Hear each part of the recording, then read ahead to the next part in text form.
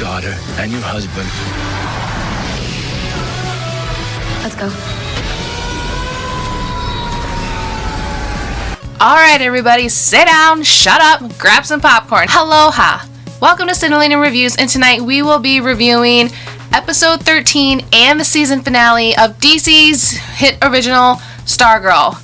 This is the final episode of everything that has come down to, all the knowledge and all just kind of the meh episodes that we had to just endure, and now we have some answers and new questions that came up, especially during the cliffhangers and the after credit scenes that just make me go, what is happening right now? And it's making me actually excited and waiting for season 2 of Stargirl.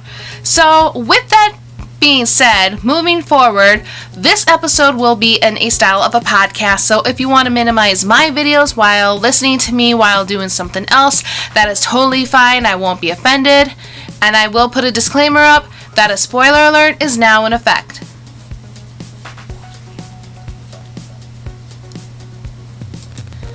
Final episode titled Stars and Stripe Part 2. We go 3 minutes in the past, and while I'm assuming everyone is underground trying to stop the IJA, we see Principal Bowen's son, who whipped a student with his tuba because, in a way, she told him to do so.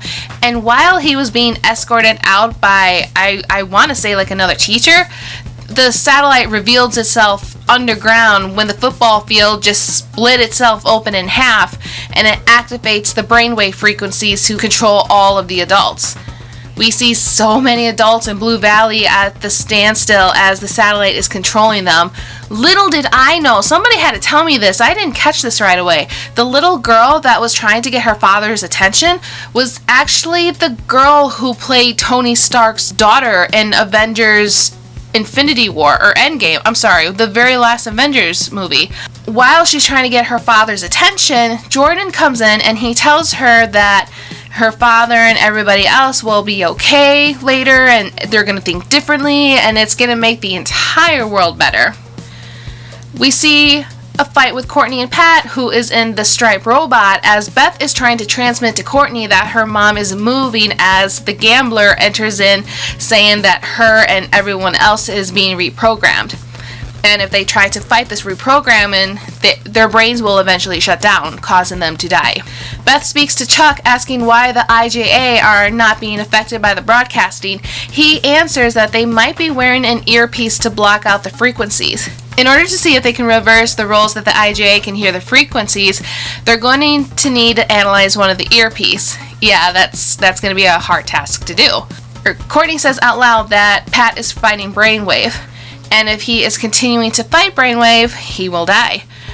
Beth makes an analyzing theory that she can hear them, and when she was under Cindy's house in the tunnels, she couldn't hear anybody. The question now is there a signal blocker that matches the earpiece down in the tunnels? Chuck says that there are frequency blockers within the tunnels below, and right now they're off because they know the JSA is underground. Like every cliche story, when the hero figures it out, the villain appears. As soon as Beth figured it out, the gambler appears. Chuck warns Beth that this will be difficult because no matter how many times he takes down the firewalls, Gambler easily puts up another one. Chuck is 3 steps closer, however, instead targeting what he cares about the most, his money. He was able to get into the gambler's bank accounts onshore and off. While they wired the money off to charity, distracting the gambler, Chuck was able to turn on the frequency blockers, which helps disconnect Pat and Justin from Brainwave. Pat breaks free from Brainwave's control as he tells her that he heard every word that Courtney said, meaning that Courtney needs Pat because she's his daughter. Even though it's not bio, he was always there. He was always there for her when she needed him, and mostly when she didn't need him. But she was just so grateful that he was there. In a small comic relief that we get, we see Janitor Justin, or who we now know as Shiny Knight, break free from Brainwave's control as well, saying that he's free to slay the dragon. And when Yolanda, or Wildcat, says, "Is he okay?" you have Rick Tyler, or Our Man, say, well, that's his normal, so yeah, I'm assuming that everything's fine. I thought that was funny. We won only this round so far, so let's move on. Barbara is still under Brainwave's control, and the gambler warns Icicle that the JSA, the kids, are on their way. Icicle is aware of this and prepares himself, while Rick says that they only destroy the satellite. He's going to go after Solomon Grundy. And kind of like a refresher, Solomon Grundy is that giant monster creature thing that was sent to kill Rick's parents. To make this easier, I think I'm just going to start saying by hero names from now on, since the majority of this episode, they're in their hero costume. So we'll just go with hero and villains until we know for sure that they're out of costume, and then we can say their names. And I think that'll be good practice for me too when the new season comes out. Anyways though, Wildcat tries to plead with Our Man to not kill him, but Our Man is obviously not wanting to hear any part of it, as he wants revenge. He wants solemn revenge against Grundy, because he was the one that killed his parents. Wildcat, Our Man, and Shiny Knight are in the main room meeting up with Stargirl and Stripe. Before they can open the door, they are met with the IJA, Dr. Ito, Sportsmaster, Tigress, and Icicle. Let the combat begin. The gambler sits by as he's bringing reinforcements to assist the IJA. Dr. Ito's sword pierces through the locked door that our main villain, Shiv, or Cindy, was locked up. And in what I thought was an expected moment, before Dr. Ito could make the final blow to Shiny Knight, Dr. Ito, or Dragon King's chest gets pierced by Shiv with her weird little, power thing that she has. And she said, quote, "You shouldn't have locked me up." Enter new challenger, Solomon Grundy. Our Man, obviously fueled with revenge and anger, attempts to attack Grundy but gets thrown away. Stripe tells Stargirl to take out the machine while he protects Our Man and carries away Solomon Grundy to another room to try to weaken him. Stargirl and Wildcat both open the door to get into the room, but Shiv interferes, attacking Stargirl. Stargirl tells Wildcat to go, as Wildcat leaves Stargirl behind. Brainwave tells the gambler to loop the reprogram, and as he's going to help the IJA destroying the JSA. The gambler radios Icicle to find the new Dr. Midnight, or Beth, and stop her with the goggles before she reprograms the entire system. Wildcat takes out the drones, and just before she takes care of the last one, this drone specifically tells her to stop, as the mask unfolds and reveals Henry King Jr.? Hold on a second! Turns out the cave-in nor his father killed him, and he was in hiding this entire time. He knows where his father is and how they can stop Brainwave. Wildcat, however, picked up certain key words that told her not to proceed with Henry Jr. to tell her friends, as Wildcat strikes Henry Jr. Until he was transformed into another form, and laying on the ground is Brainwave. What? Moving back to the other fights, we see Stripe fight against Solomon Grundy as he rips apart Stripe's limbs, his arms, his legs, and just right in that chest area where as soon as he opens Stripe up, we can see Pat just ready to embrace himself for the last impact. Before Solomon Grundy can strike, Our Man comes in with his extra strength abilities, punching away Solomon Grundy. Stargirl and Wildcat make it to the machine as Stargirl and the Cosmic Staff fly up in the sky, as the Cosmic Staff uses its power to destroy the satellites and resulting the machine and the systems to be offline.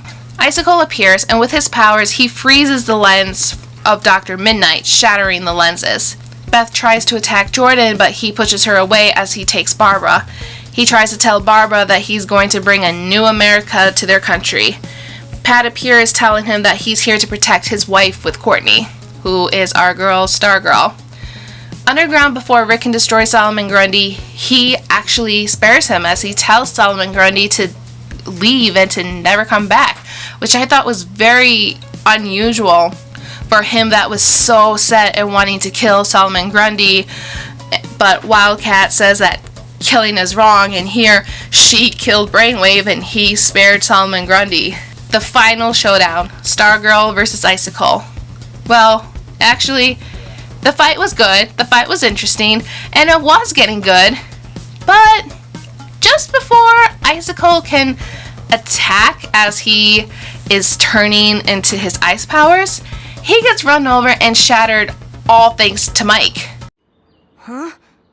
Who was driving the pickup truck with the dog, and I just love how he says, "Does this mean I get to be part of the JSA?" And that's it. The IJA is no more. Once the event is over, Courtney, Yolanda, and Rick try to make Beth feel better that they say they'll fix Chuck up, while Pat and Janitor Justin speak one last time that there will be more dragons to slay. Janitor Justin tells the others that he's going to find his horse, who we're referring to as his white steed Victory, and the 7 soldiers. Pat tells Barbara that they always come up with a story, and she asks, who? Starting the cliffhangers now. We are left with a new villain sitting in the IJA meeting room with a thick smoke-like matter climbing up the poster. Hence that the IJA is far from being done. In the next scene, we are met with Cindy going through a storage closet as she feverishly goes through some boxes, where she pulls out a little box that holds up a diamond, and she says, "I see you there, Eclipso." Fast forward to 6 weeks later, we see our new JSA team celebrating Christmas, and do my eyes deceive me, or do I see an OTP form between Rick and Yolanda? I kind of would like to see that move forward a little bit. And the dog taking Mike's drumstick as he chases him upstairs to get his food back. I love that little comic relief. It's like, no, you don't. And it's good to see how everything is back to normal even after the whole chaos of everything. Courtney pulls Pat aside as she gives him a Christmas present that was meant to be given to her jerk of a father 10 years ago. It actually turns out to be a little mug that says "World's Greatest Dad," and just a little doodle of a dad's face on the mug. And this confirms that all this time Pat really was Courtney's father, and I just love it. I just love how something so tiny yet it's so sentimental could bring so much love into it. I love how this scene ends where Stargirl takes a ride with the comic staff out in the forest peak, observing the Blue Valley home, and right next to her is Stripe. I think this is just a perfect picture scene between the two. Here is the catch of everything. The final scene in California, we see someone arrive at an apartment complex where he's asking the manager about Pat Dugan. And the manager said that he moved months ago. Wait. It's Sylvester Pemberton?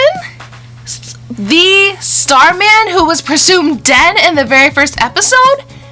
He's alive? What?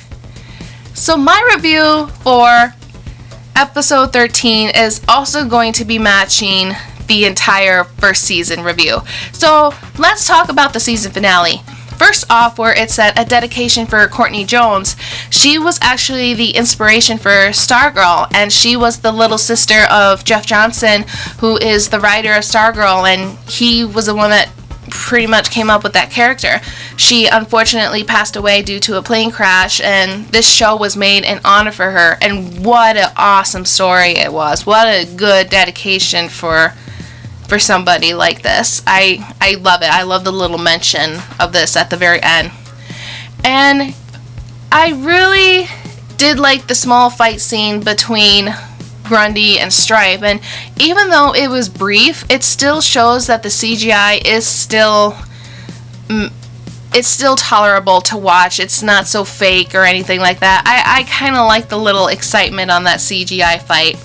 I really did had a what the hell moment with Henry King Jr. to return, and my husband overheard my comment on the season finale, and he's like, it's DC. So while that's true, it was actually Brainwave using his illusion power to pretend to be his son. I thought that was pretty cool. I didn't think that Brainwave would have that illusion type of power. So let's talk about the cliffhangers. Major cliffhangers that already gave us a green light for season 2. It doesn't matter if it was announced or not. We're first introduced to a villain by the name of Shade, who is part of the IJA, who is now in Blue Valley, and if he can have some kind of reunion with the surviving members, because not all the IJA are dead.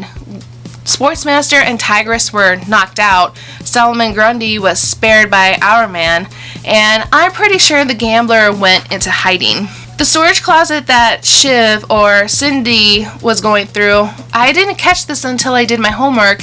It was a storage place that belonged to the wizard who we saw way early back in the beginning season, who not only him but his son was killed by Icicle. And Shiv discovers the Heart of Darkness, or this black diamond, who is connected to another baddie by the name of Eclipso. I don't really know much about Eclipso. I'm a newbie when it comes to things like this. Once season 2 gets going, if you guys want me to do like a brief cover of upcoming villains for season 2 of Stargirl, let me know in the comments below. Let's review. So, I guess the only thing that I'm really sad about this is we're still kind of left open that there is no the Giggle Pink Pen reveal. Maybe Courtney might unlock it or awaken it in the second season. Maybe episode 2, I guess, when she needs to write something down. I have no idea. And no more talk of the Green Lantern battery reveal. I'm still wanting to know why it was glowing. I mean, my prediction still stands that maybe Mike could have something to do with it, because it doesn't make sense for for the lantern to be glowing for anybody else other than Mike.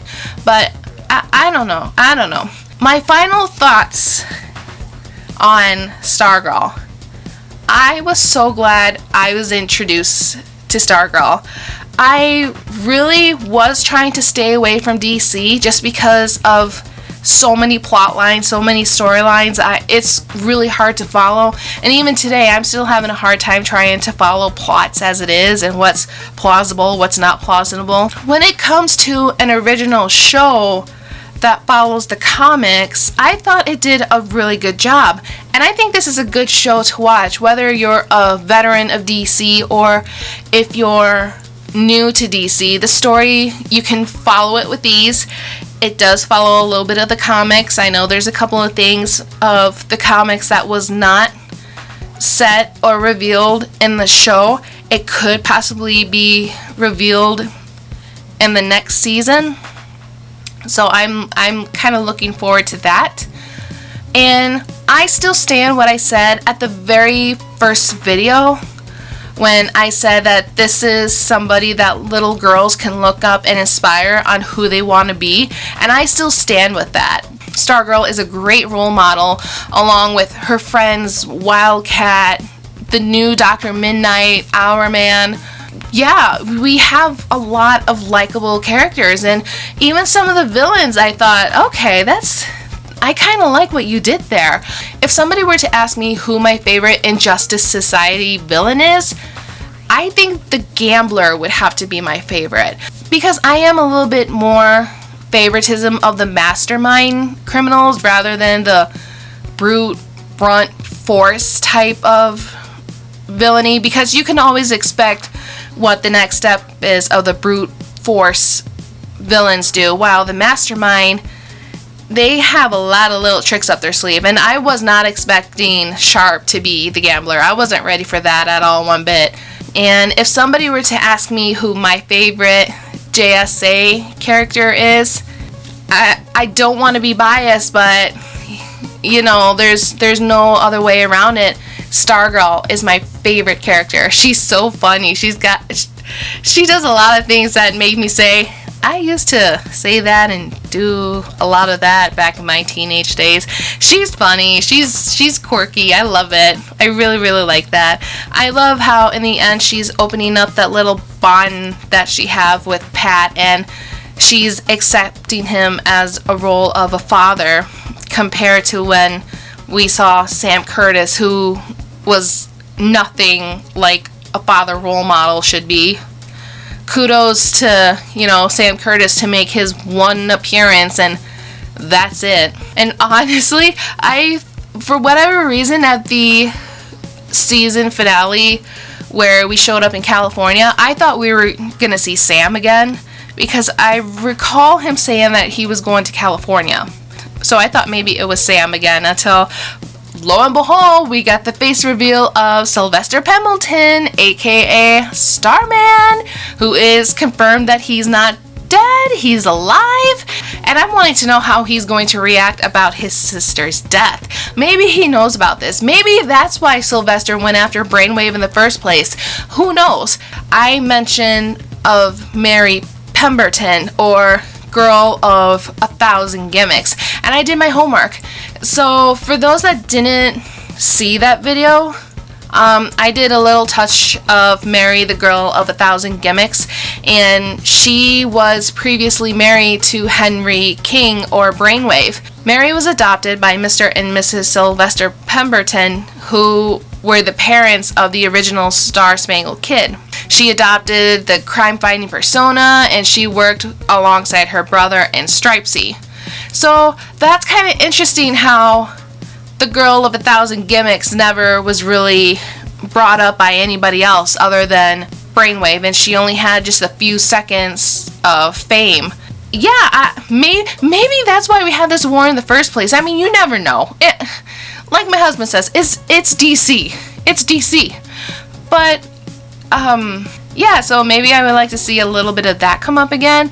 But I don't know if we'll mention the Girl of 1,000 Gimmicks, because all of the King family is gone. Brainwave was killed by Wildcat. Henry King Jr. was killed by his own father, and and Brainwave took his own son's power. Yeah, that kind of sucks. My final thoughts. Yeah, it is such a good show. I will highly suggest this to anybody who is new to DC, who just kind of wants to start it off real slow and not get overwhelmed by meeting so many characters. And there was a lot of characters in there, and a lot of groups that I didn't even know existed until now. DC and Marvel and all that stuff was kind of the things that I grew up on. I'm surprised I didn't know about like the Seven Soldiers or Shining Knight or anything like that. But yeah, it's just a lot of fun, and you get a lot of knowledge of it. True, like, comic-based knowledge. Ranking Stargirl Season 1. My final thought, my final review, from 0 to 5 stars. This gets a 4.5 out of 5 stars. It is such a great show. Some of the episodes I was not too fond of, because I would get hyped getting ready for the next episode, and then here the train wreck just kind of flew down a little bit, and some of the things that happen to the characters that you really don't want to happen, DC just says, no, we're just going to kick you right in the teeth, and this is going to happen. So I was not a fan of that. But the last episode and the cliffhangers did make up for a lot of that kicking teeth. So I'm pretty proud of that. So thank you guys so much for sitting on this joyride with me and discovering and reviewing and discussing Stargirl. Thank you guys so much, and we finished one season. If you guys are ready for me to review season 2 when it comes out, click that like button, comment in the comments below, tell me what you think is going to happen in season 2.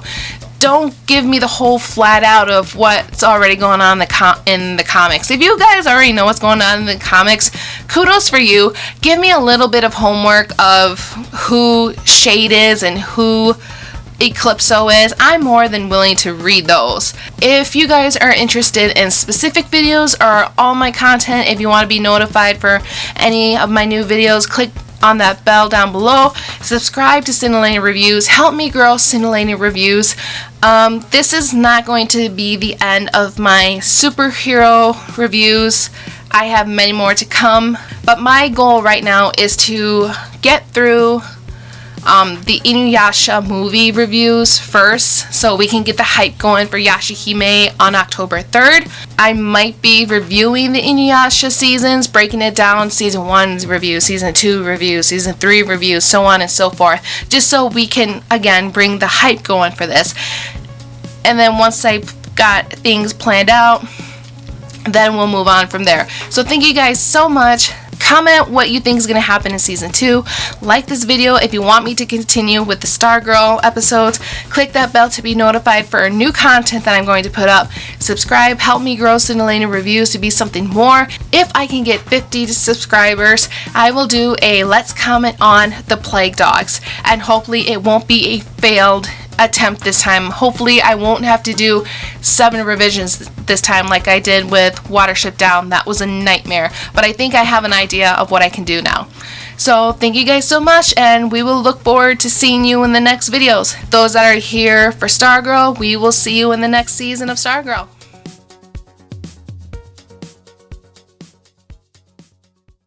Our simplest prevention is our biggest protection. Take care of yourselves and others as you practice social distancing, washing hands, and staying at home. Let's get better by starting to make our world better to reduce the spread of COVID-19. See you later on another day.